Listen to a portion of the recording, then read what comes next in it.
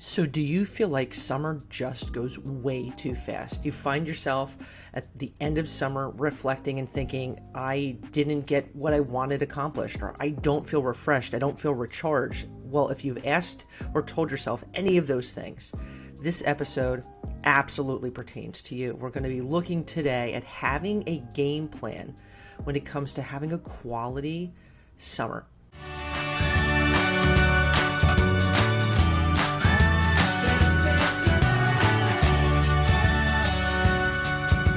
Summer goes quicker than we often realize, and it's so easy to not be able to put the pieces together and make it productive, recharging, and awesome. So as we jump into today's episode, we're looking at 5 strategies for really rocking out your summer. And the earlier that we plan, the better off we are. And it's very easy to kind of roll into things and say, I'm just going to kind of take it at pace. And it's very likely, if we have that mindset, we don't have the quality summer that we really were hoping for. So we're going to jump right into number 1, which is don't overplan. We want to get the most out of our summer, but sometimes we leave very little wiggle room to be spontaneous, to really enjoy summer, whether it's projects that we have planned or even trips, different things, activities individually or with our family. Sometimes overplanning can often make things a little intense, as well as kind of losing out on the summer vibe, if you will. Allowing yourself time to chill out a little bit and come up with ideas that fit your summer vibe, whether that's having a bonfire that's not scheduled, in the backyard. It's going for a walk. It's having that, we're going for a bike ride, going for ice cream. What does summer mean to you? And even if it means writing those things down, write them down.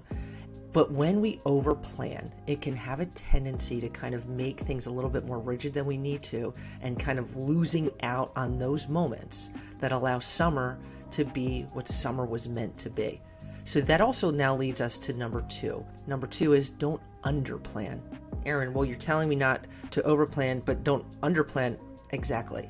It's having a balance. Just like anything in life, it's having a balance. Going into summer where we're not planning and strategizing every single thing, but it's also going into summer and not having some type of plan and some type of goal and some type of activities that we're looking forward to. It's kind of 2 interesting combos, but we can end up getting so much more accomplished, right, when we have some kind of strategy, some kind of a formula for going through our summer. It's kind of finding that perfect balance that works for us, where we can be spontaneous, but we also have ideas and we have projects lined up to activities, holidays, whatever the heck it is, and writing those down.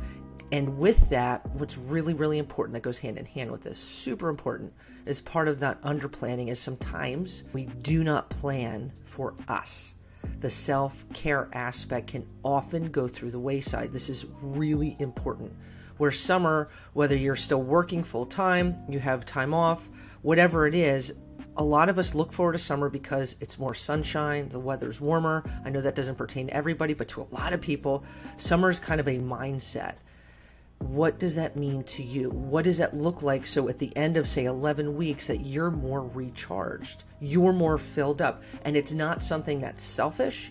It's actually, as I've spoken about before, it's selfless. It's allowing time for ourselves to hit the pause button, to take things into account for ourselves, fill ourselves up, going, doing yoga, a ceramics class, catching up on some books, writing, whatever the heck it is, right?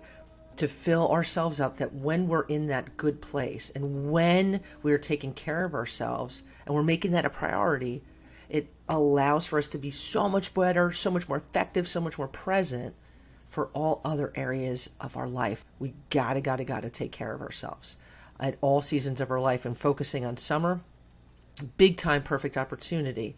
Totally awesome. So that kind of moves us into number 3.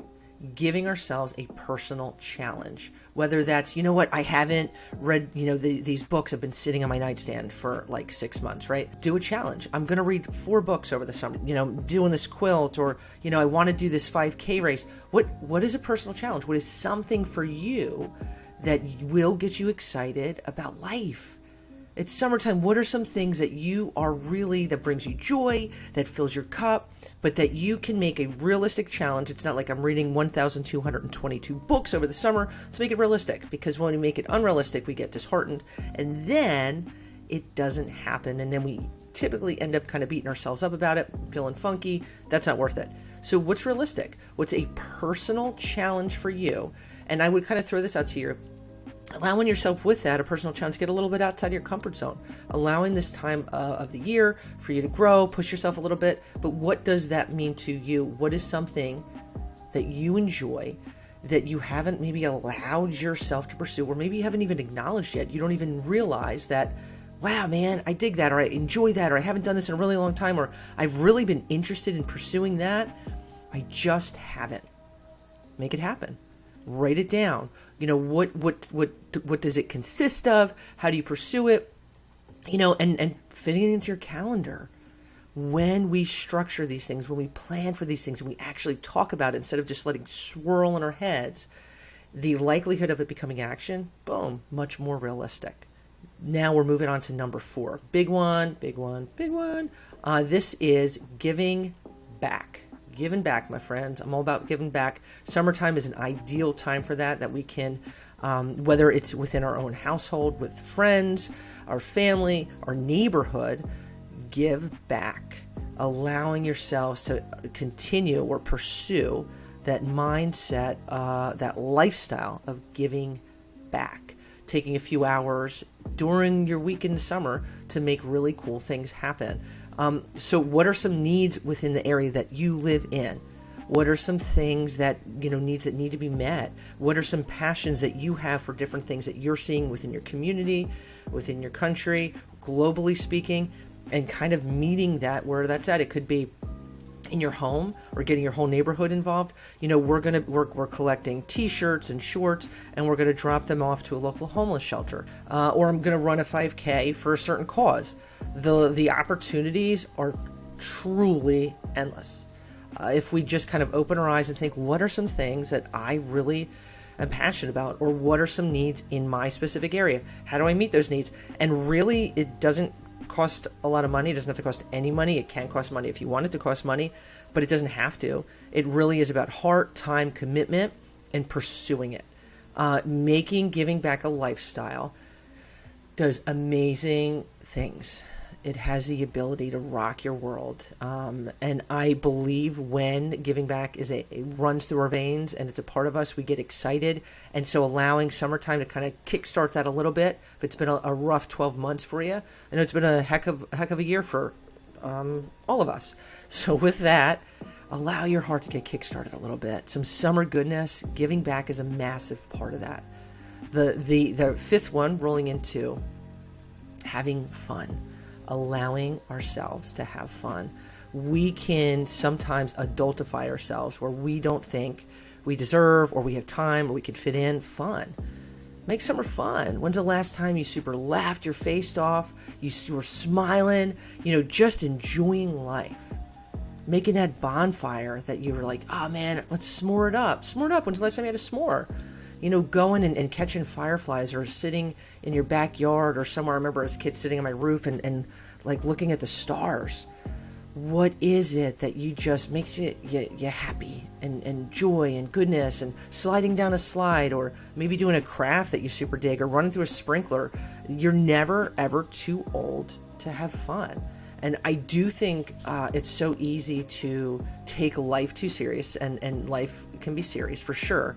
But sometimes we just need to lighten things up a little bit. Go for that bike ride, chasing an ice cream truck, right? Going down a slip and slide, or just, walking down the beach without your shoes on, and just breathing in the air and splashing, and letting ourselves live. Letting ourselves live. Are you living? Are you living? Are you living? Are you living? Because life is too short not to be living. And the reality is, we can talk about this. We can say, those are some awesome ideas. Nothing will happen if we don't have a game plan. If you don't write it down, right? We're looking at don't overplan, don't underplan, right? Giving yourself a personal challenge, giving back, and having fun. 5 great, awesome tips So write them down. And how do these things connect for you? How do they connect for you? And now it's not looking, what do I have to do? Nope, this is not an obligation. This is a gift to yourself, a gift to get your life rocking out. Make summer awesome. And when we focus on ourselves and we kind of get this kind of self-care strategy, summer goodness going on, it's good stuff. And are you ready for it? Are you ready for it? And I encourage you, if you have not already, be sure to subscribe to the Goodness Chick channel, to give it a like. And if you're looking at continuing with growth and goodness, I'd love for you to check out this video. And as we continue on our day, I want to wish you an abundance of peace, love, and goodness, my friends.